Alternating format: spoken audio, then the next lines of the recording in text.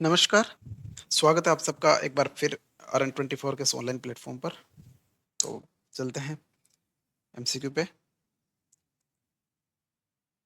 तो पहला एमसीक्यू आपके सामने है, identify the image and answer. आपको जो है ये जो इमेज दी गई उसको आइडेंटिफाई करना है और उसका आंसर आपको देना है।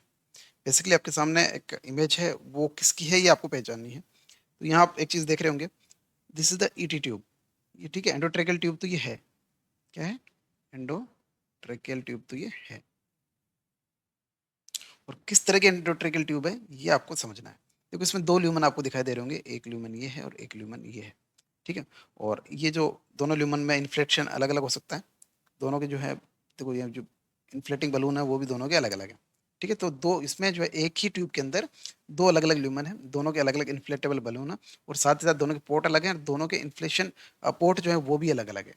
देखो this is the inflation port, ठीक है? इसे अपन क्या कहेंगे? इन्फ्लेशन पोर्ट कहेंगे। ये 2 दिख रहे हैं आपको। ठीक है? ये इन्फ्लेशन बलून है, दोनों ए और बी, ये देखो आप, एक यहाँ दिख रहेगा, एक यहाँ आपको शो हो रहा होगा, ठीक है? तो ये सारी चीज़ें हैं। अब ये आपको कहाँ देखने को मिल रही है?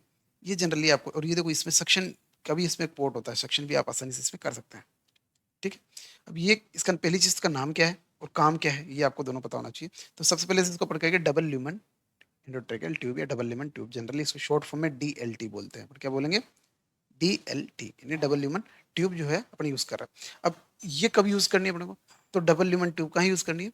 जब जो है पेशेंट का, जैसे मान लो थोरेकोटॉमी हो रहा है या एक लंग्स का ट्रीटमेंट या ऑपरेशन अगर चल रहा है या सर्जरी अगर किसी एक लंग की चल रही है, तो दूसरे लंग के दम पे ही जो है पेशेंट जो है ब्रीथ करेगा, ठीक है? वेंटिलेशन उसी की, परफ्यूजन उसी के दम पे होगा।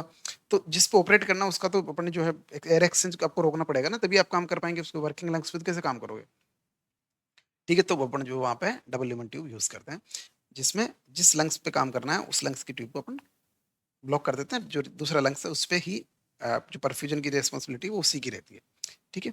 और बेसिकली नीचे 3 एग्जांपल और दिए गए, मतलब 3 ऑप्शन आपके सामने और है। सुप्राप्यूबिक कैथेटर ये है नहीं, ठीक है? नेक्स्ट इमेज में आएँगे आपके सुप्राप्यूबिक कैथेटर कैसा होता है।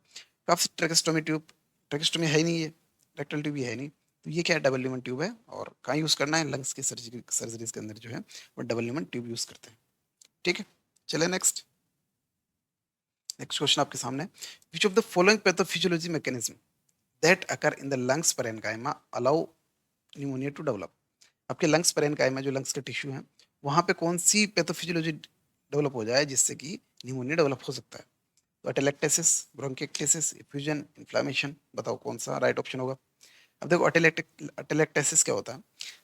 बिफोर, मतलब आफ्टर सर्जरी, सर्जरी के 72 आवर्स के अंदर जो है, अगर किस तरह का कलेक्शन जो आपके लंग्स में डेवलप हो रहा है, तो दिस इज कॉल्ड अटेलेक्टेसिस। और वो क्यों होता है? कि जो किसी इंट्यूबेशन और एक्सट्यूबेशन के प्रोसीजर के दौरान जो है वहाँ पे फ्लूइड कलेक्शन हो सकता है और वो कुछ अमाउंट में होता है, उससे अपन क्या करें? अटेलेक्टेसिस करें। और उसके लिए अपन जो है पर्स स्लिप ब्रीदिंग और जो है स्पायरोमेट्री वगैरह जो है पर्सन को जो है, पेशेंट जो है बिफोर सर्जरी जो उसको अपन ट्रेन करते हैं कैसे स्पायरोमेट्री करनी है, ठीक है? किसको, किससे बचने के लिए? अटेलेक्टेसिस से बचने के लिए। ब्रोंकिएक्टेसिस क्या है? जो ब्रोंकस होता है उसमें एक तरीके से का इन्फ्लेमेशन आप कह सकते हैं, ठीक है?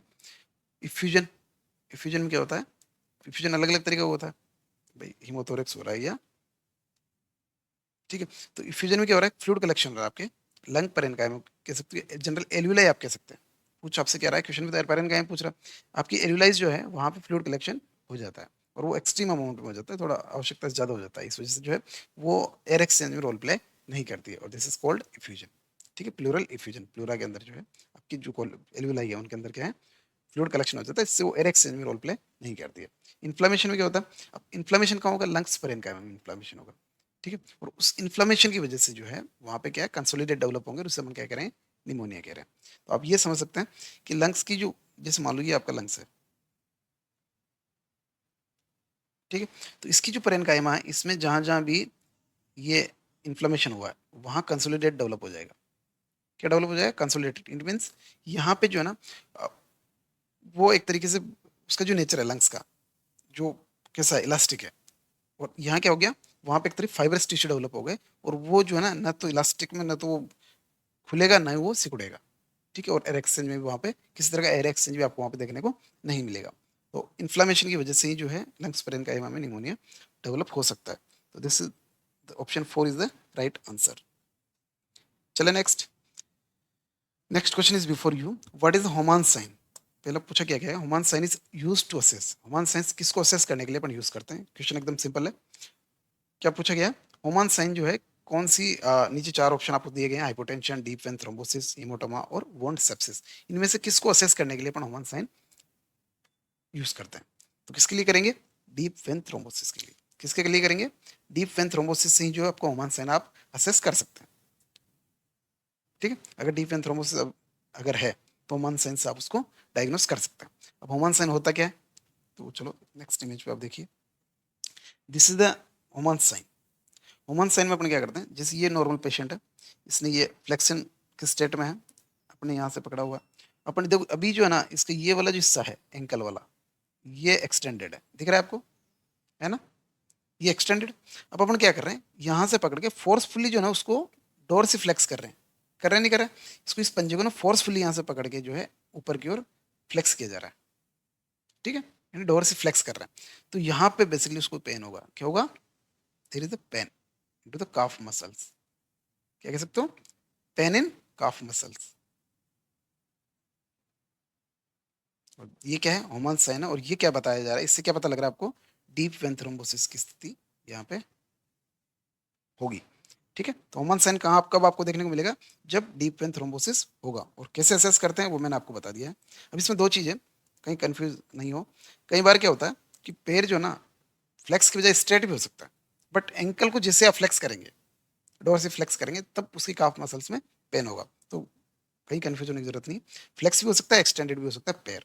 फिर आप जो है आपके जो एंकल जॉइंट है वहां से फोर्सफुली उसको डोर से फ्लेक्स कर रहे हैं। इससे कहाँ पेन हो रहा है? आपकी काफ मसल्स में। ठीक है, चलते हैं नेक्स्ट स्लाइड।